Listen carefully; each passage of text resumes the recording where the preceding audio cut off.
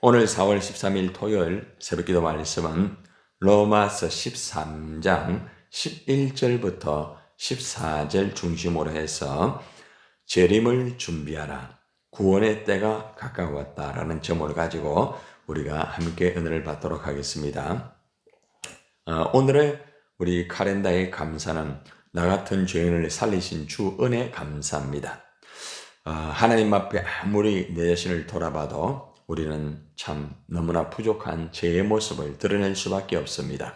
그럼에도 불구하고 하나님께서는 나 같은 죄인을 살려주셨기 때문에 우리가 오늘도 하루를 살아갈 때에 참 주님 감사합니다, 나 같은 죄인을 살려주심을 감사합니다면서 여러분들이 감사하는 하루가 되시기를 바랍니다. 오늘 말씀은 사도 바울이 특별히 로마 교회 성도들에게 재림을 준비하라고 경고를 하고 있습니다. 예수님의 이 재림은 우리 성도들의 어떻게 보면 최대의 소망입니다. 재림을 통하여서 완전한 심판이 이루어지고, 재림을 통하여서 또 완전한 구원이 이루어지고, 재림을 통하여서 또 완전한 천국의 이제 생활이 온전하게 이루어지는 것이죠. 그래서 우리 성도들에게는 이 재림이 굉장히 중요한 부분입니다. 특별히 요한계시록 22장 20절에 보면은 사도 요한이 아멘 주 예수여 오시옵소서 하면서 이 재림의 예수를 바라보면서 간절하게 예수님 빨리 오세요, 너무나 힘들고 어려운 그런 상황 속에 있을 때에 재림의 예수를 기다리면서 재림의 예수님을 이렇게 간청하는 그런 모습을 우리가 볼 수가 있습니다. 자, 그런데 우리가 재림을 대망하는 것 참 좋아요. 소망하는 것 참 좋아요. 그러나 재림을 맞이할 준비가 되어 있어야 됩니다. 우리가 재림을 맞이할 준비가 되지 아니하면은 우리가 재림 예수님이 오신다 할지라도 우리는 때로는 당황할 수가 있다는 것입니다. 그래서 오늘날 우리 성들이 재림의 신앙이 좀 있어야 됩니다. 보통 재림, 강림 이러면은 이단들을 많이 생각합니다. 이단들이 종말론 속에서 이 재림을 가지고 많은 성도를 유혹을 많이 하고 있습니다. 그래서 묵시록의 말씀에 보면은 주님의 재림에 대해서 다양하게 제시를 하고 있지만은 마지막 때에 이 성도들이 이 종말론에 대해서 많이 약해요. 종말론에 대한 말씀의 뿌리라든지 이런 것들이 바르게 되어 있지 않기 때문에 일반적으로 이단들의 재림관에 대해서 딱 만나게 되면은 대처를 잘 못하는 경우가 있습니다. 로마 교회도 마찬가지였습니다. 그래서 사도 바울이 로마 교회를 향하여서 재림을 준비를 해라, 너희가 재림을 준비를 해야 된다, 이것을 아주 엄하게 경고도 하면서 그들에게 권면을 하고 있습니다. 자, 그러면은 우리가 재림을 어떻게 준비를 해야 되는지, 재림의 그 현상은 어떻게 나타나고 있는지, 그리고 이 재림이 가까워지고 있지만은 지금 이 세상은 어떻게 돌아가고 있으며 또 하나님의 교회 안에서도 어떤 현상들이 벌어지고 있는지, 이런 영적인 좀 분별을 우리가 좀 해볼 필요가 있습니다. 자, 가장 먼저 로마서 13장 11절을 우리 같이 한번 읽어봅시다. 시작. 또한 너희가 이 시기를 알거니와 자다가 깰 때가 벌써 되었으니 이는 이제 우리의 구원이 처음 믿을 때보다 가까웠습니다. 가장 먼저 보니까 또한 너희가 이 시기를 알거니와 자다가 깰 때가 벌써 되었다. 재림할 때를 분별하여라. 영적인 잠에서 이제는 깨어나야 될 때다. 이것을 분명하게 로마 성도들에게 교훈해주고 있습니다. 이것은 당시에 로마 성도들에게만 주는 교훈이 아니고 저와 여러분들에게 주는 교훈이기도 합니다. 특별히 오늘 말씀에 보면은 시기를 알거니와라는 단어 나오잖아요. 시기를 분별하라 이 말이에요. 이 시기는 하나님의 때를 말합니다. 이제 카이로스라고 해서 하나님의 시간을 말하고 있거든요. 하나님의 이 시간, 재림의 시간이 이제 임박했다는 거죠. 우리가 뭐 아무리 하나님 빨리 오세요, 예수님 빨리 오세요 이라 한다 할지라도 하나님의 때가 돼야, 하나님의 그 시간이 되어야 예수님이 오셔가지고 백보자의 심판을 하고 모든 것들이 이제 다 이루어지게 되는 것이에요. 그래서 이 시기를 알거니와 이제 때가 되었다는 거죠. 그래서 자다가 깰 때가 벌써 되었다 이렇게 말을 하고 있습니다. 우리가 재림이 가까웠다는 것은 이미 여러분의 말씀을 많이 듣고 또 여러 가지 상황을 통하여서 어느 정도는 알고 있습니다. 그런데 이제 우리가 자다가 이제 깰 때가 이제 되었다는 거죠. 이것은 영적으로 깨어서 재림을 준비할 때가 되었다는 것입니다. 재림의 여러 가지 징조는 성경에서 다양하게 나타나 있습니다. 특별히 마태복음 24장에 보면은 마지막 재림 때 보면은 거짓 그리스도의 출현이 나오고 있습니다. 이단들을 말하고 있죠. 즉 그리스도.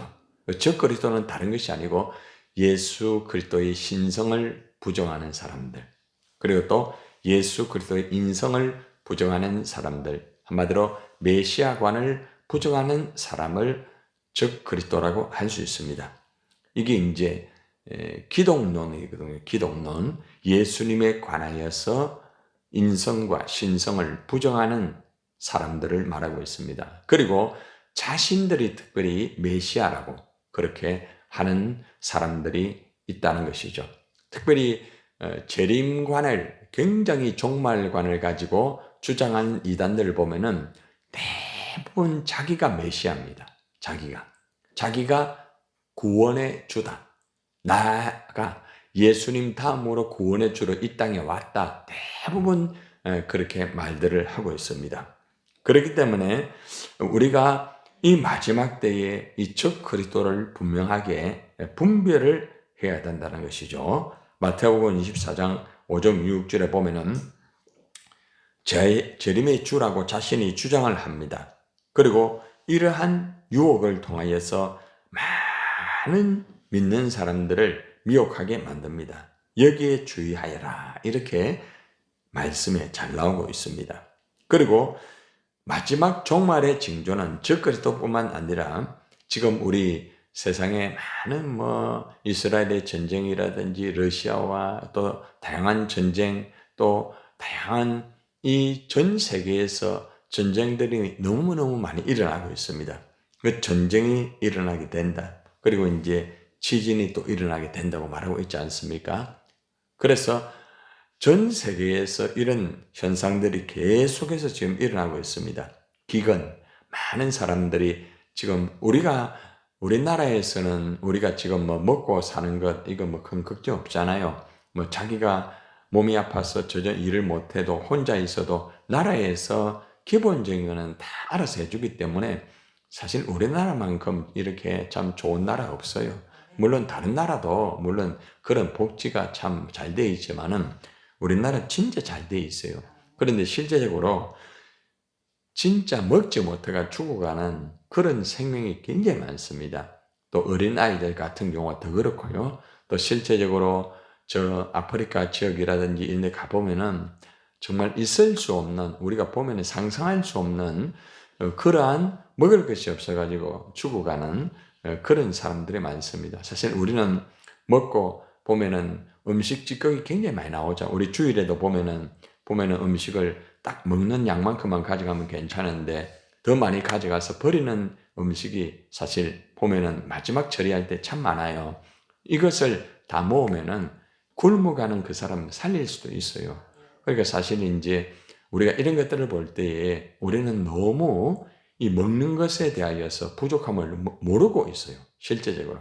지금 먹는 것 때문에 진짜 힘들다 어렵다는 사람 실제 없습니다. 실제적으로. 우리가 지금 광야교회 이렇게 협력하고도 있지만은 그 사람들도 다 나라 안에서 복지 안에서 다 살아가고 다 있어요. 실제적으로. 우리가 좀 더 관심을 가져가지고 좀 더 이제 협력을 하는 것인데 이만큼 우리나라는 복지정이 잘 되어 있습니다. 우리가 알 수 있는 것은 쉽게 말하면은 이 시간에도 진짜 먹지 못해서 그러니까 우리가 사실 지금 우리가 어려운 나라에 그죠? 자매계를 맺어가지고 우리가 지금 협력하고 있잖아요. 어떻게 보면 그 아이들이 더 우선적일 수도 있어요. 실제 그 아이들은 우리가 보내지 아니하면요 먹지를 못해요. 그런데 그 아이들이 그걸 먹고 예수를 믿잖아요. 그런데 그 아이를 통해서 가족들이 다 예수를 믿거든요. 지금은요. 얼마나 감사해요.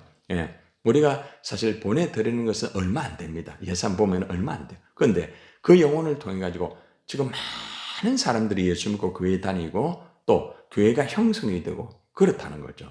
그래서 지금 보면 이제 극동 방송에서도 이 아프리카 지역이나 어려운 지역에 그 일들을 이번에 이제 캠페인으로 하더라고요. 보니까. 그래서 이제 3만 원을 가지고 그 지역에 복음을 전거하고 이 물품을 준대요. 물품. 아주 물품. 그래가 그 물품을 줘가지고 해가지고 어떻게 하는가 하면 주고 끝나는 게 아니고 반드시 물품을 받으면은 말씀 교육을 10주 과정을 받아야 됩니다. 그래가지고 예수를 믿게 만든대요.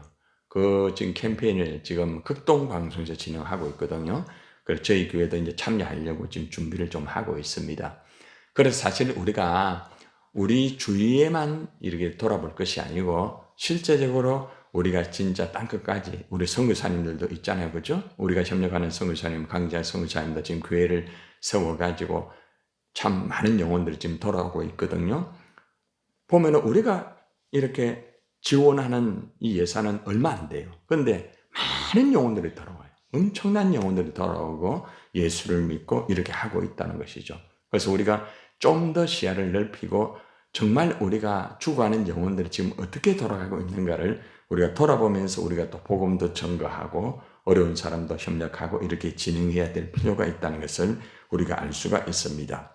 그리고 마지막 징조가 되면은 이 핍박이라는 게 또 있어요. 예수를 믿는 것 때문에 어려움이 굉장히 많습니다. 실제적으로 지금 우리가 예수 전한다고 해가지고 물론 사람들이 아니 안 듣겠다 이런 정도가 있고 조금 이제 심한 말도 좀 하고 좀 때로는 어려움을 겪는 경우도 있습니다. 그러나 실제적으로 근본적으로 지금 저기 공산국가에서 실제적으로 또 이슬람이 있잖아요. 이슬람 그 지역에서는 복음 전거하다가 죽을 수도 있어요. 실제적으로. 그런데 우리나라는 진짜로 종교의 자유가 있기 때문에 어느 정도의 선에서는 다 복음을 전가할 수 있습니다. 얼마나 참 감사한지 몰라요. 그런데 어떻게 되든 간에 복음을 전하다가 예수 믿는 것 때문에 이러한 핍박과 어려움이 있다는 것이죠. 우리가 실제 신앙생활 하면서 지금 어려움 당하는 거는 사실 이 성경에서 핍박당한 이 게임하고는요, 사실 게임이 안 돼요. 대부분 우리가 어려움이라는 것은 내가 일을 하다가 좀 어려움이 좀 있고 또 환경의 어려움, 또 내 몸의 어려움이라든지 또 사람과의 관계에 있어서 어려움, 이런 어려움이거든요. 이런 어려움은 쉽게 말하면 누구 말대로 세 발의 피라는 거죠. 예수를 전하다가 진짜 생명을 잃고요.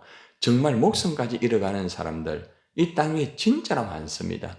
그래서 우리가 마지막 종말 때에 우리가 좀 더 영적인 흐름이 지금 어떻게 돌아가고 있는가를 우리가 좀 알아야 되겠죠. 자, 이래서 이런 정말 재림의 현상들이 지금 일어나고 있다는 것을 가르쳐 주고 있습니다. 그리고 특별히 이제 구원의 때가 가까웠다고 말합니다. 이는 이제 우리의 구원이 처음 믿을 때보다 가까웠다. 여러분들이 처음 믿을 때보다 더 가까웠다는 것은 이제 구원의 완성을 말합니다. 구원의 완성은 예수님이 오셔야 다 완전히 이루어지는 거죠. 이 말을 오해하면 안 됩니다. 그러면 아직까지 내가 구원 못 받았다는 건가? 그게 아니고 내가 예수 믿고 구원받은 것은 예수님과의 혼인잔치를 통하여서 재림을 통하여서 백보자의 심판을 통하여서 마지막 때에 완벽한 구원이 다 이루어지는 것이에요. 그래서 우리는 계속적으로 성화의 과정을 이루어 가야 되며 내가 준비를 해야 된다는 것입니다. 하나님 은혜 가운데서 가장 먼저 주님의 재림이 가까웠다는 것을 알고 이 구원을 준비를 하고 또 정신을 똑바로 차리고 우리가 주님의 재림을 준비를 잘 해야 된다는 것을 알아야 된다는 것입니다. 자, 두 번째는 이제 재림이 이렇게 가까웠기 때문에 우리의 이 삶에서 더러운 생활이 있거든요. 잘못된 생활. 이런 것들을 다 버려야 됩니다. 다른 말로 하면 청산해야 됩니다. 그리고 빛의 갑옷을 딱 입고 영적 전쟁의 준비를 똑바로 해야 됩니다. 자, 12절 봅시다. 같이 시작. 밤이 깊고 낮이 가까웠으니 그러므로 우리가 어둠의 일을 벗고 빛의 갑옷을 입자. 자, 요 순서가 있습니다. 순서. 이 순서를 제가 말씀을 보니까 첫 번째는 재림의 순서가 나오고요. 두 번째는 청산의 순서가 나오고 세 번째는 영적 준비에 대한 순서가 딱 이 단어가 그대로 같이 나오더라고요. 이 단어를 보니까. 그래서 첫 번째 밤이 깊고 낮이 가까웠다. 이거는 재림을 말하고 있답니다. 재림이 아주 가까웠다. 이제는 곧 낮이 가깝다. 이제는 예수님이 곧 오시게 된다. 이것을 가르쳐주고 있다는 거죠. 이제 밤이 깊으면 상대적으로 낮이 가까워지죠. 그죠? 여러분, 제약의 밤이 깊어지고 재림의 광명의 날이 점점점 가까워지고 있습니다. 그래서 우리는 정말 이제는 어떻게 살아야 되는가 하면은 두 번째 보니까 그러므로 재림이 가까웠으니까 그러므로 연결되죠. 우리가 어둠의 일을 벗어야 된다. 어둠의 일. 이 어둠의 일이라는 것은 이제 나중에 제가 말씀드립니다. 13절에 이제 나옵니다. 그 어둠에 많은 일들이 있어요. 한마디로 말하면 어둠은 뭐예요? 쉽게 말하면 죄입니다. 그 죄는 뭐예요? 사탄의 그 영역을 말하고 있습니다. 우리가 살아갈 때에 어둠의 영역 안에서 우리가 살아갈 수 있을 수도 있다는 거죠. 그러니까 나도 모르게 어둠의 일을 할 수가 있어요. 어둠의 말을 할 수도 있어요. 어둠의 행동을 할 수 있어요. 그러니까 이제 재림이 가까웠으니까 이 정신을 좀 똑바로 차리고 이 어둠의 일을 벗으라는 거죠. 계속적으로 어두운 말하고 어두운 행동하고 어둡게 살면 안 된다. 이제는 예수님이 가까워오고 있는데 그렇게 살면 안 된다는 것입니다. 그리고 이제 어둠의 일을 이제 다 벗어버리고 이제 빛의 갑옷을 입어라. 빛의 갑옷. 가장 먼저 벗어야 됩니다. 옷을 입으려고 하면은, 새 옷을 입으려고 하면은 더러운 옷은 벗어야 될 거 아닙니까? 여러분들이 옷 갈아입을 때에 안에 속옷은 계속 안 갈아입습니까? 겉옷만 안 갈아입는 게 아니잖아요. 그죠? 여러분들이 속옷도 다 갈아입잖아요. 속옷이 안 보이지만은 여러분들에게 중요한 부분 아닙니까? 그죠? 그래서 속옷을 또 갈아입는 거예요. 그리고 또 겉옷을 갈아입게 되는 것이죠. 그래서 우리가 이 속옷을 갈아입는 것은 마치 어둠의 일을 다 벗는 것하고 똑같아요. 그래서 내 삶 속에 어둠의 일이 있는가 없는가 좀 체크가 필요합니다. 여러분, 어두우면 잘 안 보이잖아요. 이 분별을 잘 못하잖아요. 내가 분별을 잘 못하고 이것이 좀 잘 이해가 되지 않고 상당히 힘들고 어렵고, 그러니까 어둠의 분야는 다양합니다. 여러분의 가정에서도 어둠의 일이 일어날 수도 있고, 또 여러분이 교회 안에서 신앙생활 하다가도 어둠의 일이 일어날 수도 있고, 그러니까 일단 어둠에 딱 붙잡히게 되면은 안 보입니다. 안 보여요. 사람이 안 보이고 자꾸 죄만 보이게 되고 죄 안에 붙잡히게 되고 자꾸 그렇게 헤맵니다. 어둠에 붙잡히면은 이렇게 자꾸 흔들리게 되고 또 갈 길을 잘 몰라요. 혼란이 막 와요. 이게 지금 어둠에 붙잡혀 있다는 거거든요. 그 일을 빨리 벗어야 됩니다. 그러니까 어둠의 일이라고 하잖아요. 일. 내가 하는 일 자체가 어둠의 일이 없는가 한번 돌아볼 필요가 있어요. 하루를 여름을 살아갈 때에 나도 모르게 어둠의 일을 할 수도 있거든요. 그러면 그 어둠의 일이 내가 붙잡혀 있다 보면은 내가 주님의 일을 하기가 굉장히 힘이 들어요. 그래서 어둠의 일을 먼저 정리를 해라. 그 정리를 하지 않으면 안 된다. 자, 그러고 난 다음에 빛의 갑옷을 입어라. 빛의 갑옷. 빛의 갑옷. 빛이 누구예요? 예수 그리스도. 나는 빛이라고 했잖아요. 예수의 옷을 입어라. 예수의 옷을 뭐 어떻게 입어요? 말씀으로 옷을 입어라요. 말씀으로. 우리가 하나님의 전신갑주를 입으라고 하잖아요. 그죠? 그래서 우리가 머리에 구원의 토고를 쓰고 전신갑주를 다 입는 거, 성령의 검을 가지고 다 여러분 에베소서 말씀을 통하여 배웠잖아요. 그래서 빛의 갑옷을 여러분이 꼭 입어야 된다는 것입니다. 그래서 영적으로 이제 3단계로 이루어집니다. 12절이 먼저 재림의 때가 가까웠다. 그러니까 이제 어둠의 일을 청산해라. 인간의 육신적인 것 빨리 벗어버려라. 그리고 세 번째는 빛의 갑옷을 똑바로 입어라. 말씀으로 무장을 하여라. 성령으로 무장을 하여라. 이렇게 교훈을 해주고 있습니다. 자, 그러고 난 다음에 이제 13절에서 무엇을 청산해야 되는지, 이 들어온 생활이 뭔가를 여기에서 개인과 그 다음에 사람의 관계를 다루면서 체크를 하고 있더라고요. 제가 이 말씀을 계속 묵상을 해봤어요. 그러니까 보니까 개인의 생활과 사람의 관계의 것을 마지막 때 조심하라고 딱 가르쳐 주고 있더라고요. 말씀 그대로 한번 풀어봅시다. 낮에와 같이 단정히 행하고, 이거는 영적으로 준비를 똑바로 해라. 영적으로 똑바로 준비를 하여라, 이 말입니다. 낮에 활동하는 사람처럼 단정히 행동을 하여라, 이 말입니다. 여러분, 낮에 활동을 하면은 다 보여요, 안 보입니까? 다 보이잖아요. 다 보이기 때문에 옷을 단정하게 입고 머리도 단정하게 빗고 단정하게 해서 행동을 하여라. 이것을 말하고 있습니다. 제일 첫 번째는 한마디로 영적 준비를 똑바로 해라, 이것입니다. 자, 두 번째 보세요. 방탕하거나 술 취하지 말며 음란하거나 호색하지 말며. 자, 이것은 개인적인 것을 말하고 있어요. 개인적인 것. 개인적으로 방탕하지 마라. 술 취하지 마라. 음란하지 마라. 호색하지 마라. 자, 이것을 우리가 당시에 로마의 문화를 알아야 됩니다. 로마의 문화가 당시에 어떻는가 하면은, 로마는 굉장히 오늘날로 말하면은 선진국입니다. 경제적으로 잘 돌아갑니다. 굉장히 다들 어떻게 보면은 부유한 층에 있습니다. 그런데 이들이 이 부유함 때문에 이 부유함이 타락으로 바뀌었어요. 그래서 당시에 예를 들어서 목욕탕이 있잖아요. 목욕탕 가는 데서 혼욕을 합니다. 혼욕을 하고 거기에서 성적인 관계를 이루고 쾌락을 누립니다. 그래서 이것이 위쪽으로 올라가면 더 그게 심해요. 자, 왜 이것을 지금 사도 바울이 말을 하는가 하면은, 그런 환경이 되다 보니까 예수를 믿는 사람들이 그쪽에 유혹을 받는 거예요.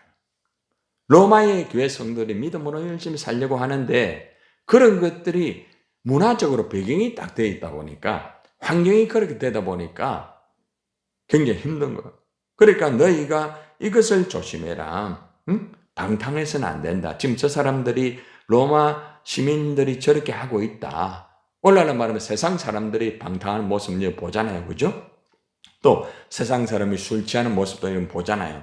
막 거기서 술 먹으면서 그렇게 음란한 짓을 하면서 그렇게 막 하는 거예요. 이제 이것을 어떤 개인적인 어떤 건전한 이 안에서 되어지는 부분을 말하는 거 아닙니다. 지금은 여러분들 뭐 술 먹는다고 해서 100% 방탕하고 그런 건 아니잖아요. 그죠? 이 예수 믿는 사람들 중에서도 보면은 자기 관리를 하면서 그렇게 하는 사람들도 있어요. 그죠? 그러면서 잘 신앙생활 하는 사람도 있기는 있습니다. 근데 중요한 건 뭔가 하면은, 이거는 술을 먹고 방탕하면서 쾌락을 쫓으면서 선을 뛰어넘은 그런 과도한 호색들, 또 음란들, 이런 행위를 말을 하고 있다는 겁니다. 이런 것들이 교회 안에 이제 들어올 수밖에 없다는 것이죠. 그러니까 이런 것들을 조심하지 아니하면은 유혹을 받는다는 것입니다. 이런 것들을 조심해라. 이거는 이제 개인적인 관리를 말하고 있습니다. 자, 그런데 두 번째 이제 아주 중요한 문제를 다루는데 뭔가 하면은, 다투거나 시기하지 마라. 교회 안에서 이상하게 자꾸 다투어요. 당시에. 세상 사람들이 많이 이런 부분이 있는데, 이런 부분이 로마 교회 안에서 서로가 다투는 거예요. 그리고 또 시기를 하는 거예요. 어떤 사람이 일을 열심히 하는 걸 시기를 하는 거죠. 내가 못하면은 그 사람을 협력해주고 이래야 되는데, 그렇게 하지 않고 시기를 하는 거죠. 그래서 이러다 보니까 이거 사람과의 관계라는 거죠. 그래서 너희가 지금 바깥에서는 이러한 음란의 문화가 되어 있고 이런 게 있다. 바깥에서 지금 이런 푸시가 있고, 안에서는 서로가 다투고 시기하고 이렇게 하면 안 된다. 우리 보면은, 우리 한국교회가 보면은 안타까운 게 뭡니까? 보면은 다 그런 건 아니지만은 음란적인 문제가 들어와가지고, 그죠? 거울이 되지 못하고 어려움을 겪는 경우 있잖아요. 이런 것들이 보도가 되면은 세상 사람들이 다 그렇게 보게 되어 있거든요. 이런 거 우리가 조심해야 되겠죠. 그리고 또 중요한 것은 뭔가 하면은, 예수 믿는 사람은 특별히 다투거나 싸우면 안 돼요. 시기하면 안 돼요. 근데 우리 예수 믿는 사람들이 조심해야 될 게 뭔가 하면은 예수를 믿지 않는 사람 앞에서 말하는 거. 이거 참 조심해야 됩니다. 예수를 몰라요. 특별히 새신자들 앞에서 조심해야 됩니다. 새신자들이 교회 안에 들어오면 잘 모르거든요. 그런데 예수 믿는 사람이 다투어요. 예수 믿는 사람이 막 화를 내면서 그 앞에서 분별을 못해요. 그러니까 내가 지금 어떤 위치에 있는가 이거를 로마 교회 성도들이 모르고 그 교회 안에서 그냥 막 서로 다투고 시기하고 이러다 보니까 바울이 볼 때 이거 너무 황당하거든. 그러니까 예수를 믿지 않는 다른 사람이 볼 때에 교회를 가도 뭐 서로 다투고 싸움하고 자기 자리 다툼하고 그렇게 하는 거죠. 그러니까 전혀 이해가 안 되는 거죠. 이것이 종말의 현상이라는 거죠. 그러니까 교회 안에도 종말의 현상들이 일어나고 있다는 겁니다. 자, 이것이 과연 멀리 있는 로마 교회의 현상입니까? 아닙니다. 우리 교회의 현상일 수도 있어요. 우리 한국 교회의 현상일 수도 있고 저 자신의 현상일 수도 있고 여러분 자신의 현상일 수도 있다는 거죠.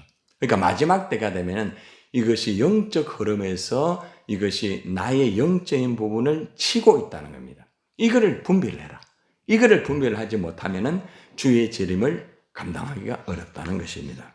그래서 이런 부분을 바울이 개인적으로 관리를 똑바로 하고 특별히 사람과의 관계 속에서 이것을 똑바로 하여라. 이걸 가르쳐주고 있습니다. 너무 중요한 부분이죠.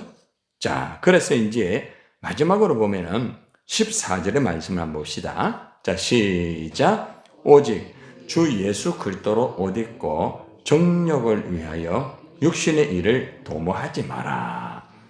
예수님의 옷을 입어라. 예수님의 옷을. 여러분, 제가 목사잖아요. 자, 제가 목사인데 예수님의 옷을 입지 않고 그냥 내가 목사다 이런 옷만 입고 있으면 목사가 근위에 빠집니다. 근위주의에 빠진 목회자는요 굉장히 힘듭니다. 내가 목사이기 때문에 내 권위를 이렇게 하면 굉장히 위험하게 되는 거죠.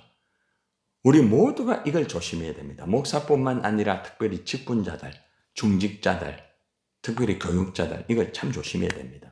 그러니까 자신의 어떤 권위가 필요합니다. 그런데 권위는 하나님 말씀의 권위가 있어야 돼요. 굉장히 중요합니다. 지도자가 말씀의 권위가 없으면 다 무너지는 거예요. 그래서 이 부분에서 굉장히 우리에게 사도 바울이 로마 교회들에게 당신들이 예수님의 옷을 입어라. 예수님의 옷을 입을 때에 그 예수님의 옷을 통하여서 마지막 재림의 준비를 할 수가 있다. 이걸 분명히 가르쳐주고 있습니다. 예수님의 옷은 바로 말씀의 옷입니다. 내가 말씀의 옷을 입고 있으면 나를 보면 항상 말씀을 나타납니다. 성도들 여러분을 보면 저분은 만났다 하면 말씀이구나. 저분은 만났다고 하면 말씀 이야기밖에 안 하구나. 야, 그렇구나. 이것이 예수님의 옷을 입은 사람입니다. 근데 반대로 예수님의 옷을 입지 못하다 보면은 늘 우리가 세상 이야기만 계속 할 수 있어요. 세상 이야기. 세상 이야기 필요 없는 건 아니에요. 그러나 필요하지만은 항상 우리가 만나면은 예수님 이야기. 내가 만난 예수. 내가 힘들 때 예수님이 어떻게 하셨다. 이런 부분을 다루면서 진행할 때에 하나님의 역사가 이루어진다는 것입니다. 그게 지금 내가 예수님의 옷을 입고 있다는 겁니다. 여러분 옷을 딱 입고 있으면은 밖에 나가면은 사람들 봐야 안 보여. 보죠, 그죠? 여러분들이 굉장히 좋은 옷을 입고 있으면 사람들 그 옷을 보고 저분이 저 옷을 입고 있구나 이렇게 합니다. 그런데 예를 들어가 여러분들 옷이 떨어진 옷을 입고 나가면은 사람 어떻게 합니까? 저 사람 떨어진 옷 입었네? 이렇게 하는 거죠. 우리 예수 믿는 사람들은 예수님의 옷을 입고 나가야 됩니다. 이 말은 겉으로 내가 예수 믿는 옷 이래 막 해가지고 저는 예수 천국 이 자켓을 늘 입고 다니지만 그게 아닙니다. 예수님의 옷을 입는다는 것은 그 사람 봤을 때에 저분이 목사구나. 저분이 전도사님이구나. 저분이 권사님이구나. 그 옷을 말합니다. 그 옷. 그 옷은 내 언어에서 나옵니다. 그 옷은 내 행동에서 나오는 거예요. 그러니까 이런 것들을 여러분들이 항상 옷을 입고 준비를 잘 하셔야 됩니다. 내가 지금 어떤 옷을 입고 있는가? 여러분들, 이 굉장히 중요한 부분이에요. 바울이 이것을 굉장히 강조를 한 거예요. 로마 성도들에게. 자, 그리고 두 번째 뭡니까? 정욕을 위하여 육신의 일을 도모하지 말라. 이렇게 말합니다. 정욕이라는 것은 우리가 생각할 때 물론 여기에서는 있잖아요. 로마 교회 당시의 성적인 정욕이라든지 이런 정욕이 포함이 되어 있습니다. 그러나 일반적으로 정욕이라는 것은 우리 인간적으로 본능적으로 거기에서 오바가 된 선을 넘어버린 것을 말하고 있습니다. 그 다음에 이제 탐심이 또 나오거든요.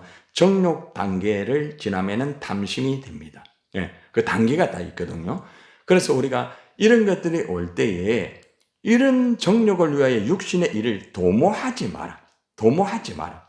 그걸 위하여서 계속해서 따라가지 말라는 거죠. 예, 우리가 사실 살아가는데 정욕이라는 게 없을 수가 없어요. 정욕이라는 게 자꾸 성적으로만 생각하면 안 됩니다. 내 육신적으로 이게 딱 다가오는 게 정욕입니다. 막 다가오는 거예요. 그런데 이거를 거부하고 이거를 정리를 하고 이것을 카타를 자꾸 시켜야 됩니다. 그래야 내가 영적인 사람이 될 수가 있다는 거죠. 그래서 정욕을 위하여 육신의 일을 도모하지 마라. 자, 이 말을 거꾸로 하면 어떻게 됩니까? 내가 어떤 일을 하느냐에 따라서 정욕의 일이 될 수도 있고 영적인 일이 될 수도 있다는 것입니다. 그래서 여러분 잘 보세요. 내가 어떤 일을 할 때에 내 어떤 것을 가지고 그게 중심이 돼가 나가면 그게 정욕이 될 수 있어요. 그걸 조심해야 됩니다. 내가 어떤 일을 할 때에 이것이 영적으로 바른 게 돼가지고 바른 분별이 되면서 하는 이게 굉장히 중요해요. 그래서 여러분 반드시 일을 하기 전에 내가 지금 내 어떤 육적으로 내 목적을 위한 일은 아닌가? 이걸 또 체크해볼 필요가 있고 이것이 정말 하나님의 나를 위한 일인가? 이걸 꼭 체크해볼 필요가 있어요. 이런 것들을 분별을 잘 하면서 우리가 일을 하면서 완벽하지는 못합니다. 저도 그렇거든요. 그러나 우리가 최선을 다해서 육신의 일을 도모하는 이런 일은 없도록 우리가 우리를 관리를 하는 것이 굉장히 중요한 부분입니다. 자, 오늘 말씀에 이제 결론을 맺겠습니다. 재림이 점점 가까워지고 있어요. 예수님의 그 재림. 그런데 예수님 재림뿐만 아니라 개인적인 종말도 옵니다. 여러분, 예수님 재림만 기다리고 끝나는 게 아니고 오늘 하나님 날 데려갈 수 있어요. 유원수 집사님 지금 천국 입성 기다린다고 하지만은 제가 먼저 갈지 여러분이 먼저 갈지 몰라요. 천국 준비하라 했는데 내가 오늘 가면 어떻게 될까요? 기가 막히는 거 아니겠습니까? 그런 일이 벌어질 수 있다는 거예요. 그래서 항상 우리는 재림을 준비해라. 내 개인의 종말을 준비해라. 내가 오늘 죽는다 하면 내가 지금 여러분 하루에 지금 하는 일이 정말 하나님 주님 준비하고 맞이할 준비가 된 일인가를 꼭 체크해 보세요. 중요하죠? 그래서 우리 모두가 이 재림을 우리가 준비를 잘 하여서 오늘 만약에 주님 앞에 간다고 하면은 신랑 되신 예수님을 만날 수 있도록 잘 함께 할 수 있도록 또 주님이 오신다고 하면은 우리가 정말 주님과 혼인잔치를 할 수 있도록 우리가 재림을 준비를 잘 해야 될 것입니다. 기도하겠습니다.